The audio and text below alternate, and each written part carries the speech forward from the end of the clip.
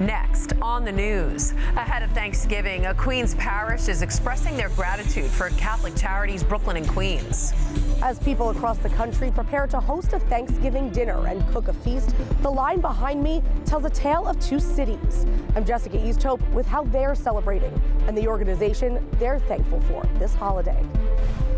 On November 22nd, they made a promise to God and their bishop to help bring the people of Brooklyn and Queens closer to God. 11 men have committed to serving the Diocese of Brooklyn as deacons. I'm Katie Vasquez, and I'll share some of their stories coming up. Plus, in honor of Black Catholic History Month, we tell you about a servant of God who holds a special place in the hearts of 3 women in the Diocese of Brooklyn. I'm Christine Persichetti. Currents News starts right now.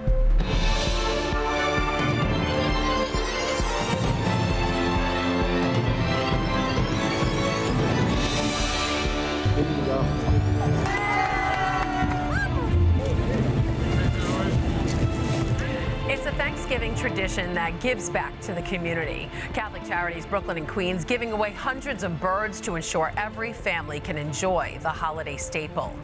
Hundreds of turkeys and chickens were given out to those who stood in line outside of Our Lady of Sorrows Church on Monday. It's a big help to those in need in the Corona Queens neighborhood, many who are afraid to leave their own homes. Currents News' Jessica Easthope reports. No one here is preparing for a feast, digging out family recipes, or polishing any silver. On the streets of Corona, Queens, a different holiday ritual is taking place. Waiting hours for a free Thanksgiving staple their tables would otherwise be without. 19-year-old Carlos Guayacela shuffled along in line to grab one of the 1,000 turkeys and chickens Catholic Charities Brooklyn and Queens handed out Monday outside of Our Lady of Sorrows Church. These times are difficult to us. At least we get like something for a special moment that like it's Thanksgiving, so we can like spend like a good time with the family. According to the U.S. Department of Agriculture, wholesale turkey prices are up 44% this year.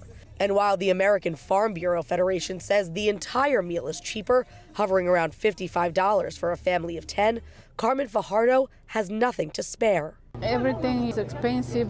You take a few things more than $50, $100, but it's not enough for if you have a big family, it's not enough food. Senior Director of Community Outreach Services, Debbie Hampson, says Catholic Charities is working to crush hunger this holiday, giving out 4,000 turkeys and chickens across pop-ups and food pantries. We're seeing people really at their wits' end. I mean, that's why we're here out on the street in the middle of Corona. Pastor of Our Lady of Sorrows, Father Manuel de Jesus Rodriguez, says for these people, beneath the uncertainty of hunger is a deeper fear. ICE has been very present on a daily basis. Families are living in fear, living in anxiety. We don't ask what somebody's status is. If they're in need, we help them and treat them with dignity and respect.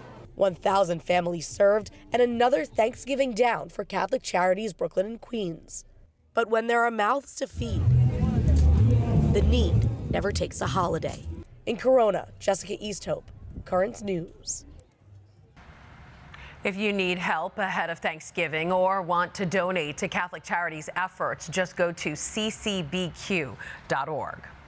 Over in Crown Heights, police are investigating an unholy act. They arrested a man who they say vandalized St. Matthew Church, causing over $7,000 in damage. 33-year-old Keon Wilson of Lancaster, South Carolina, is accused of storming into the church on Friday morning during a prayer service, knocking over 2 candle stands and an incense holder. He's now facing criminal mischief charges. The Diocese of Brooklyn issued a statement saying the recent string of acts against houses of worship in the city has been unsettling. It went on to say the Diocese of Brooklyn is grateful for the quick response of the New York City Police Department. They were able to de-escalate the situation and bring the individual to the hospital for evaluation. A Queens church is celebrating a monumental rebuild.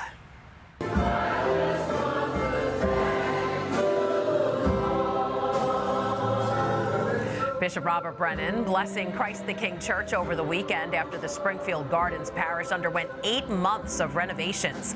The Brooklyn Shepherd anointed the parish's new altar and blessed the church's walls, which were pushed back to expand the parish. $1.6 million was raised for the new space thanks to the parishioners. But if you want to see everything that Christ the King changed, tune into Currents News tomorrow. Katie Vasquez got a tour where the Queens pastor broke down all the new changes to the parish. That'll be Tuesday, November 25th on Currents News. The Brooklyn Bishop was also busy Sunday celebrating Mass for two pillars of the Bay Ridge community.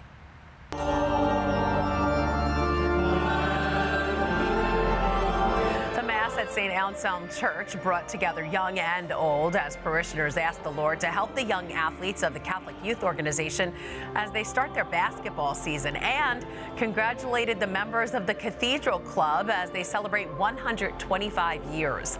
The Catholic lay organization was founded in 1900 to give back to the community.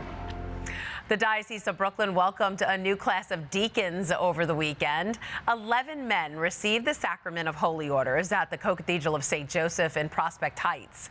Currents News' Katie Vasquez was there and has their stories.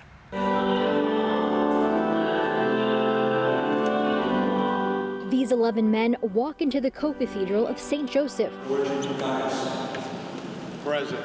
Ready to commit themselves to the Diocese of Brooklyn as permanent deacons. They're great help to the pastors with wedding intakes, with wedding ceremonies, with wakes, with baptism preparation. So, and that's in addition to that charism of service, of being united with people.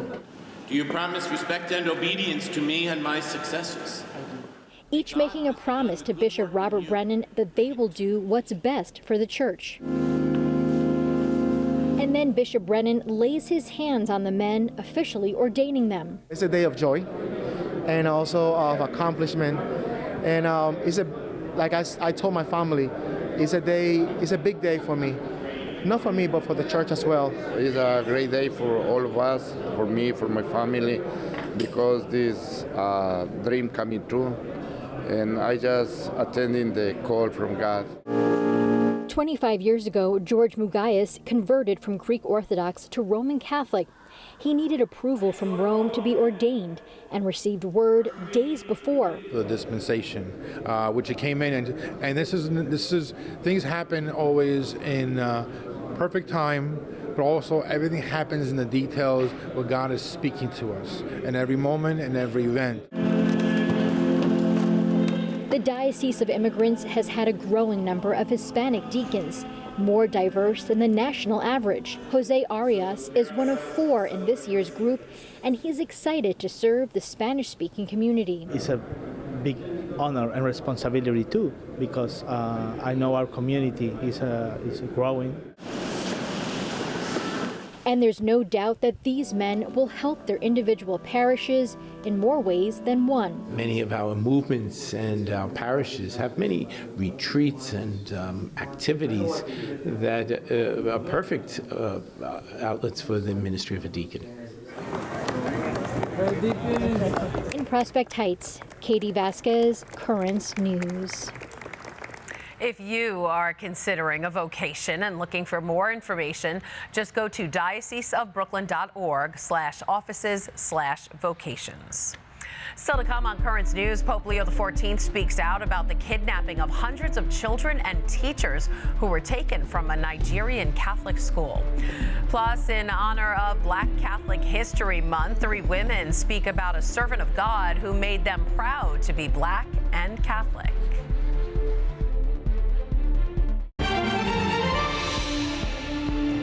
Pope Leo XIV is calling for the students and teachers kidnapped from a Catholic school in Nigeria last week to be set free.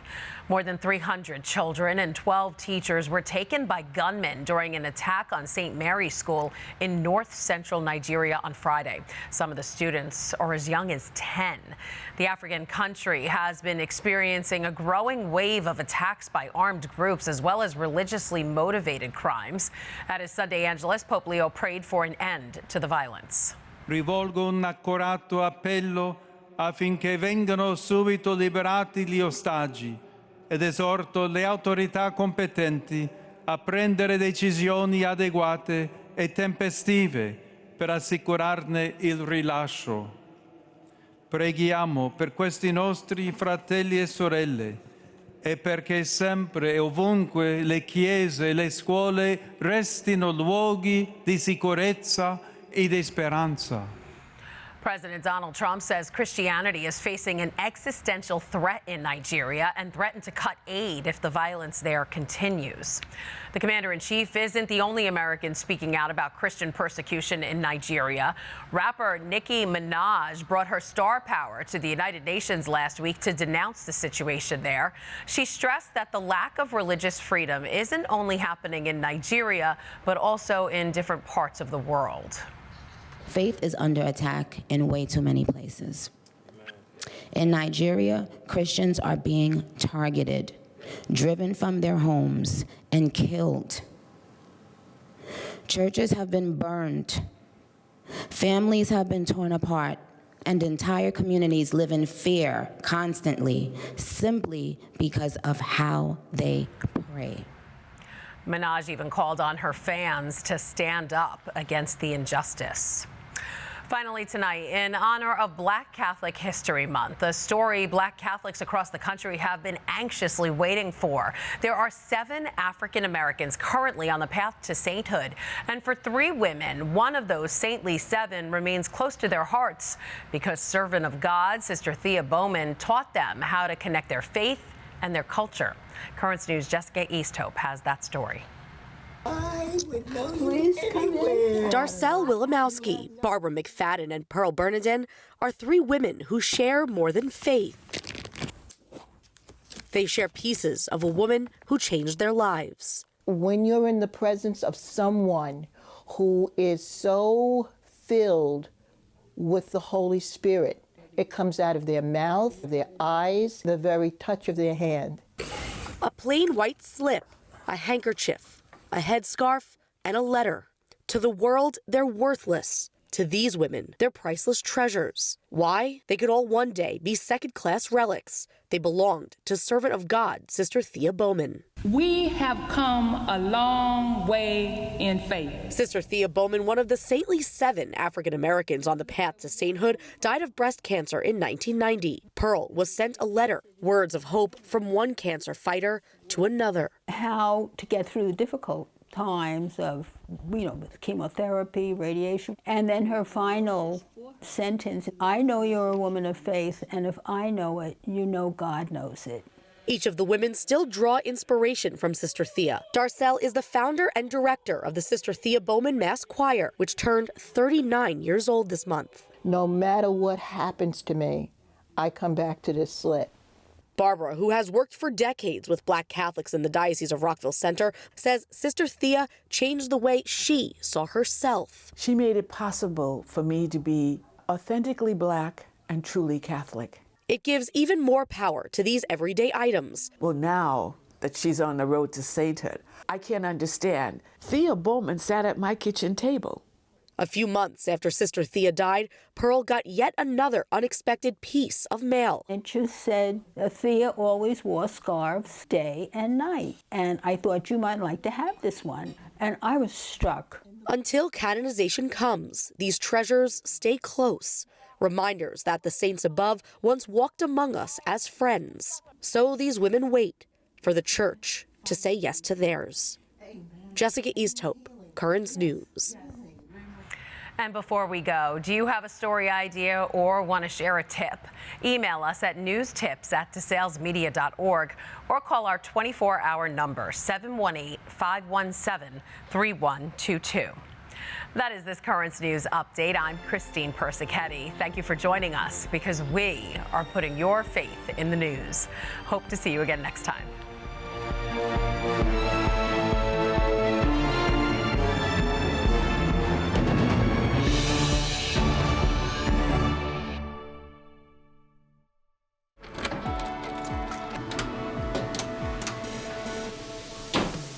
She doesn't just go to church, she keeps it running.